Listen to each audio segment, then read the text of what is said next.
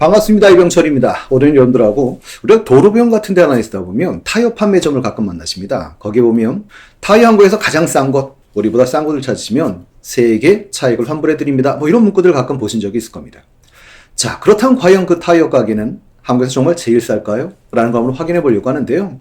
요거는 좀 이해하시려면 과점에 관한 간단한 좀 이해를 좀 하고 가시고, 그 다음에 과연 정말 쌌을까라는 거 한번 생각을 해보고 갈게요. 과점시장이라고 표현한다면 과자가 적을 과자니까 공급자가 적다 이런 뜻이죠.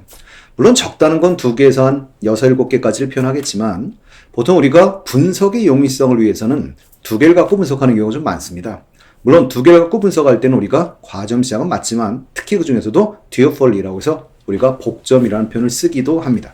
자, 그럼 그게 과연 과점시장인지 우리가 어떻게 할 수 있을까요? 라고 말하면 우리가 생활 속에 가장 쉽게 이해할 수 있는 부분은 TV 광고를 떠올리시면 돼요. TV에서 광고를 지금 많이 하고 있구나 라고 생각하면 배운 게 과점시장이라고 생각하시면 됩니다. 그럼 여러분들이 보시기에 뭐가 떠오르십니까? 라면, 그렇죠? 그럼 주류는 대부분 과점시장이에요. 소주래거나 맥주, 그 다음에 보면 정유, 통신사 이런 것들이 대부분 과점시장임을 알 수가 있지요. 자, 이런 과점시장에서는 여러분들이 만약 상대방을 좀 이기고 싶어요.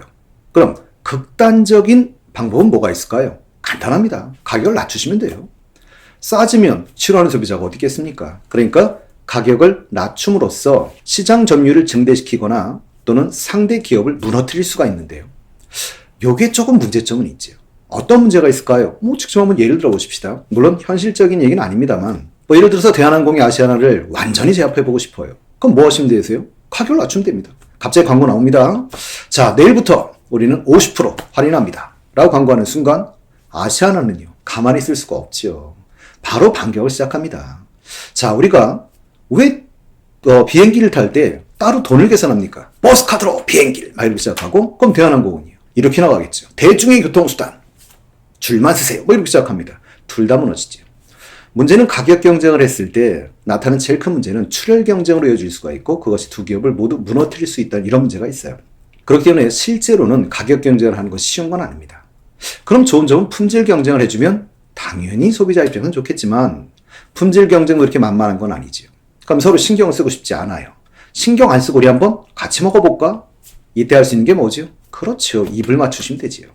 입을 맞춘다. 우리 뭐라고 합니까? 뽀뽀 이러시면 안 되고요. 그걸 담합이라고 합니다.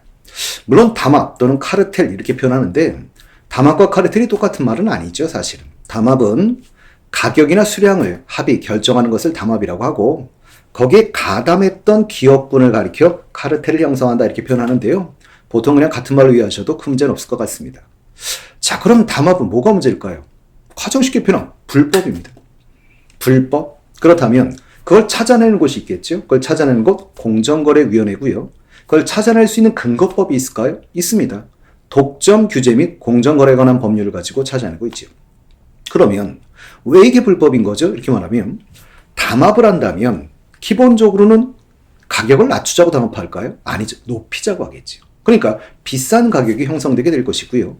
그에 따라 소비자 피해가 발생한다는 문제가 있고, 가격을 담합해버리면 경쟁을 피해가겠다? 그럼 경쟁을 피하게 되면 품질이 떨어지기 시작하죠. 그렇기 때문에 기업 경쟁력이 약화됨으로써 국가 경쟁력까지 약화되는 이런 문제를 초래할 수 있기 때문입니다. 자, 그렇다면 이와 같은 담합이 우리 생활 속에 자주 나타나나요? 라고 하면 너무 흔하게 나타나는 게 문제예요. 여러분들이 뉴스 같은 데 보시면 라면 업체들, 또 여러분들이 보시면 제분사, 또 여러분들이 기억할지 모르지만 교복 공급 업체, 아이스크림, 여러분들이 정유 안 나타나는 데가 없어요. 근데 제일 큰 문제는 뭐죠? 발견하기가 어렵다는 겁니다. 실제로 자기들이 그걸 담합했음을 우리한테 근거를 제시하지 않기 때문에, 또는 그걸 우리가 찾아내야 된다면 그걸 찾아내는 거 쉽지 않기 때문에 거의 적발되지 않는다는 것이죠. 가장 최근에 있었던 케이스는 기억나십니까? 자, 일단 이것부터 한번 이해해 볼까요? 코로나 시국입니다. 코로나 시국이다 보니까 외식도 사실은 덜 하게 되고, 외식을 덜 한다는 것은 소비량이 줄어들었는데, 우리가 피부로 느끼는 것 중에 하나 기억나세요? 삼계탕, 치킨. 가격이 안 내리고 있어요. 여러분들이 보시면 실제로 사육농가에서는 가격이 떨어지고 있다는데 왜 우리는 치킨이나 삼계탕의 가격은 그대로일까요? 그 이유는 가장 최근에 이 공급업체들 7개가 담합을 했기 때문이죠. 그럼 7개가 담합을 했다? 그럼 한번 생각해 보실래요? 여러분들이 딱 봤을 때 제일 먼저 닭고기, 그럼 딱 떠오르는 게 어디십니까? 하림이죠. 하림이 여러분들이 성장하게 된 계기는 간단합니다. 여러분들이 옛날에 어릴 때 기억나십니까? 우리가 왜 재래시장에 가면 통닭을 사왔었는데요. 그 자리에서 잡아줬었죠. 근데 이게 위생에 문제가 있다고 해서 1980년대에 육류, 유통, 선진화 산업을 하게 됩니다. 그 과정 속에 하림이 시설을 하게 되고 실제로 엄청난 벌을 획득하게 되죠. 물론 하림 여러분들이 근래 또 하나 기억나는지 모르겠습니다. 요즘 산업 다각화로 인해서 라면 시장이 뛰어들었어요. 미식 장인라면이라고 하는 게 하림이 만든 겁니다. 그래서 하림이 상당히 성장해 가고 있었는데 이 하림하고 실제로 담합을 했던 또 하나의 큰 기업이 하나 어디냐면 올품입니다. 올품 그러면 여러분들이 올바른 품질이라는 말이 줄임말이래요. 기업명하고는 너무 다른 짓을 하고 있는데 이 올품이 또 놀라운 사실은 뭐냐면 원래는 2001년에 하림천하라고 하는 기업이 올품으로 바꾼 거예요. 그럼 여러분 생각에는 느낌이 오십니까? 뭐가 이상한데? 이름이 비슷한데? 맞습니다. 아버지와 아들입니다. 그래서 실제로 보면 아버지와 아들이 주도를 해서 입을 맞춘 것이죠. 그래서 닭고기 가격을 공시할 때 애초에 뭐 하느냐면 입을 맞춰서 비싼 거에 공시를 했기 때문에 실제로 비싼 가격에 공급이 되고 있었던 것이죠. 자, 그래서 실제로 이런 식의 어떤 담합이 우리 생활 속에 나타나고 있는데 그럼 과연 담합을 적발할 방법은 없을까요? 라고 말하면 물론 근거를 찾아내기가 쉽지 않아요. 그래서 오늘 사용하고 있는 대표적인 방법이 두 가지 있는데요. 하나는 리니어시 제도라고 하는 겁니다. 이 리니어시 제도라고 하면 물론 유럽이나 미국에서 많이 사용하고 있는 제도인 건 맞는데요. 우리나라 현실에는 조금 안 맞는 성향이 좀 있는 것 같아요. 그래서 수정 보완할 필요 좀 있어 보이는데 리니어시 제도는 쉽게 표현한다면 이런 거죠. 자진신고제입니다. 자진신고제. 그런데 자진신고를 쉽게 할까요? 그렇지는 않겠죠. 그래서 인센티브를 줘요. 그럼 인센티브를 준다는 건 어떤 식이죠? 그러면 처음으로 자진신고한 그 기업에 대해서는 뭐 추징금이라고 될까요? 벌금을 100% 면제해 줍니다. 그리고 두 번째 자진신고하는 기업에 대해서는 50%를 면제해 주게 되지. 그런데 이게 우리나라 현실에 안 맞을까요? 라고 말하면 유럽 같은 경우는 보통은 5-6개의 기업이 과점을 형성하게 되는데 한국은 아예 듀오폴리 2개의 기업으로 과점이 되거나 또는 5-6개의 기업이 있다고 할지라도 대부분 2개의 기업이 주도하는 게 문제라는 거예요. 예를 들면 전자 같은 경우를 갖고 한번 얘기해 볼까요? 전자 이렇게 말을 하면 우리나라에서 떠오르는 게 어디 있습니까? LG와 삼성이지. 그럼 LG와 삼성? 그럼 만약 예를 들어 보십시다. 그게 뭐 세탁기든 냉장고든 상관이 없어요. 가격을 담합한 느낌이 든다. 그럼 공정거래로 나가면 되겠죠. 니네 이상해. 내가 아무래도 니네 한번 조사해 봐야겠어. 라고 할 때 이러면 되는 거죠. 삼성이. 저 했어요. 그러면 초과 이윤을 전혀 추징할 수가 없다는 거예요. 그러니까 그러고 난 다음에 그럼 LG가 볼까? 그랬더니 LG가 나도 이래버리면 LG도 초과 이윤의 절반만 낸다는 거죠. 결국 그 사람들은 자기들의 초과 이윤을 대부분 챙기게 되고 그 다음에 또 걸릴 때는요. 바꿔서 하면 되죠. LG가 먼저 그 다음은 삼성. 이게 문제라는 거예요. 자, 이러다 보니까 우리나라에서는 리니어시 제도라는 게 어떻게 놓고 보면 이 복점 시장에서는 거의 효력이 없고요. 5-6개의 기업이 있다고 할지라도 2개의 기업이 선도를 한다. 그럼 선도하는 기업이 더 클 겁니다. 그럼 이 선도하는 기업들이 그 혜택을 받게 되고 중소기업만 무너지는 이런 문제점도 갖고 있어요. 자, 이걸 보완하기 위해서 만들어진 게 사실은 뭐냐면 공익신고자 포상제도죠. 공익신고자 포상제도라고 말하면 실제로 여러분들이 보면 알겠지만 외부에서 근거를 찾아내는 건 이렇게 쉬운 일이 아니에요. 그러니까 내부자 고발이라고 보시면 돼요. 이 내부자 고발을 하는 경우에 포상금을 주는 이런 제도고 보통 우리나라에서 이제 몇 년 전에 보면 포상금으로 지급된 건 대략 한 7억 정도 되고요. 그래서 추징금으로 걷어들인 돈은 한 650억 정도 된다고 합니다. 요쪽 정도 활성화되면 좋겠다는 생각은 가지고 있어요. 자, 그렇다면 기업들은 진화하지 않을까요? 기업들은 점점 진화합니다. 그 얘기는 아예 근거를 찾을 수 없는 이런 담합의 형태들이 나타나게 되는데 그중 케이스가 좀 전에 말씀드린 타이어 같은 경우예요. 이 타이어 같은 경우 다시 한번 해볼게요. 도로변을 여러분들이 달려가다 왔던 그 타이어. 그럼 이렇게 계산 한번 해보십시다. 만약 2개의 기업이 있다고 가정을 하고 그 타이어의 원가가 65,000원이라고 제가 가정을 해볼게요.